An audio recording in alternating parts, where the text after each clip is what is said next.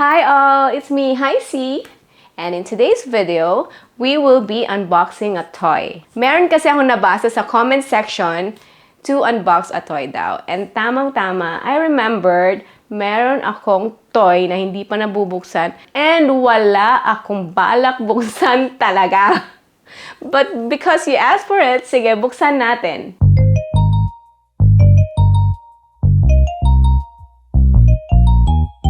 Welcome back, guys!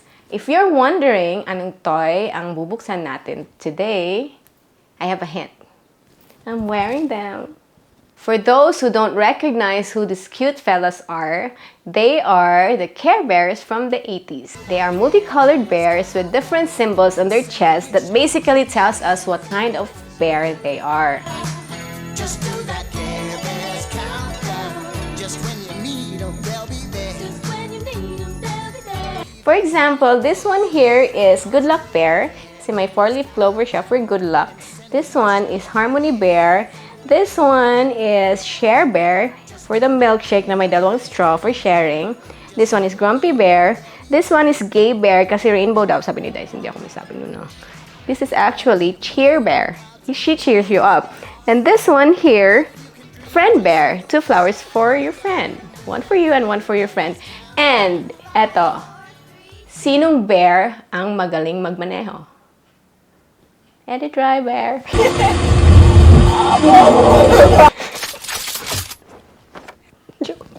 These are only few of the many kasi there are a lot of Care Bears. Yung main Care Bears, there's 10, tapos their extended family, mga more than 10, tapos may Care Bear cousins pa, which are not bears anymore, different animals, but still they're considered Care Bears. And they live up in the clouds. So, ayan, kilala nyo na yung mga Care Bears. Eto naman yung Care Bear ko. Si Cheer Bear. She's actually a Care Bear BearBrick. For those wondering, ano naman yung BearBrick? Ba't ang daming bears? These are Bearbricks. They are collectible art toys made in Japan by Medicom Toys. Actually, guys, kakaumpisa ko lang mag-collect ng Bearbricks. For those who don't know, Dice collects a lot of stuff. Shoes, toys, and meron siyang collection of Bearbricks. And then one time, pumunta kami sa store and I was like, wait, this is for me. Kasi iba yung impact ng Bearbricks sa akin. They give me the nostalgia effect. Kasi mostly, yung mga kakolab nila are those characters na I grew up with. Kaya nung nakita ko to, I was like, oh my God, the best of both worlds. Care Bear, tsaka BearBrick. I immediately got it for myself. So, tara na. Buksan na natin to. Let's check the box first. So, here's the front. There she is, Cheer Bear. So, eto siya, Cheer Bear, Funshine, and Grumpy. Then, sa side, yeah, her picture. Same sa back. Sa side, ganun pa din. It's the 280mm tall, which is the 400% size. They come in different sizes. They have the 100%, eto siya, si Jerry.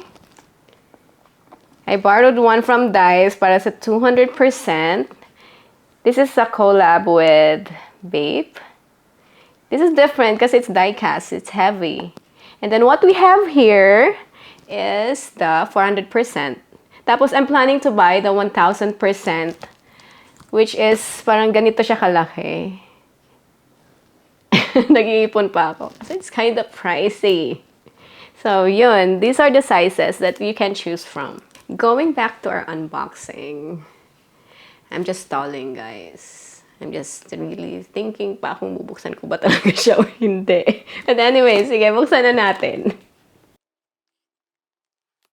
Care Bears countdown. 4, 3, 2, 1.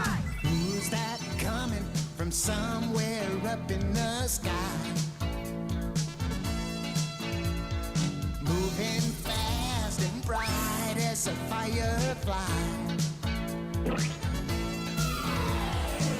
Just when you think that trouble's gone out of house, who's gonna be there when it really counts? To that Care Bears countdown and send a wish out through the air. And send a wish out through the air. Just do that Care Bears countdown. Just when you need need them, they'll be there. We have here a certificate of authenticity. Yung certifying genuine product. This is my step siya. Isa-scan mo. Don't buy fake, guys. Sayang lang pera nyo. Kasi these toys here, yung price niya na-appreciate, mabebenta niyo siya mas mahal. Pag bumili kayong fake, wala.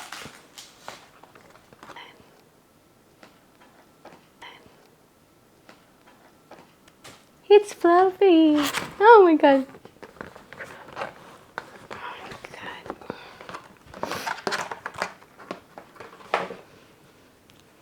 Ta-da! Let's talk about the material. Fluffy siya. It's not like the other, most of the Bearbricks.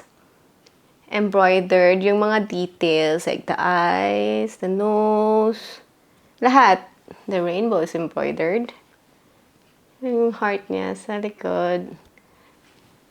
Tapos yung sa sole.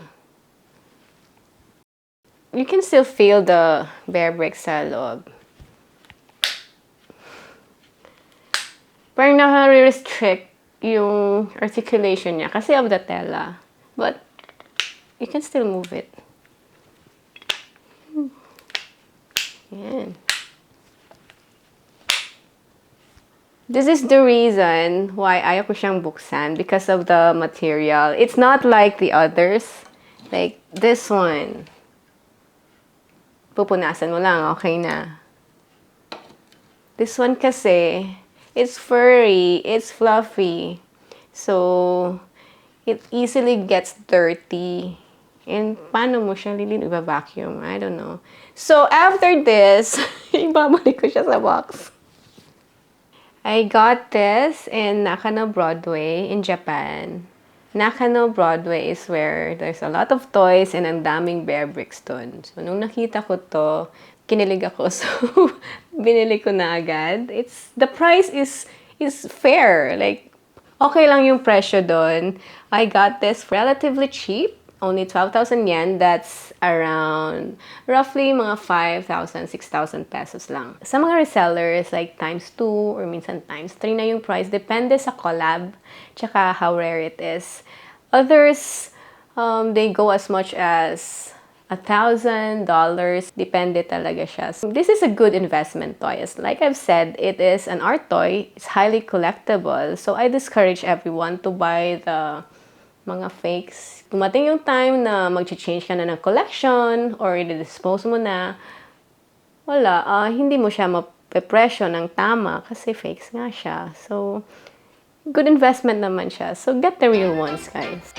I wanna be a Care Bear. Oh, it'll be so great when I'm a Care Bear.